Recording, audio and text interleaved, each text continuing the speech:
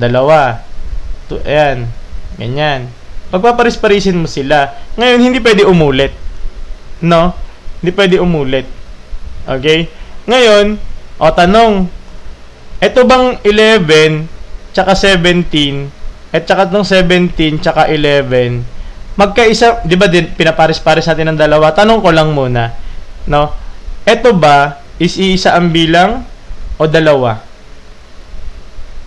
Yung 11, tsaka 17, tsaka 17, magkaiba bilang nila o iisa lang? Same lang, isa lang yan. No? Isa lang yung bilang mo dyan. Isa lang siya, no? Hindi mo siya pagbabalik na rin, no? So, pagka ganyan kasi yung scenario, ang tawag natin dyan is combination. Okay? Dito na rin, mag-aano na rin ako ng combination. Since, napunta naman na tayo dito sa topic na to, ba't hindi ko na lang din i-explain, di ba? Ano pinagkaiba ng combination at saka ng permutation?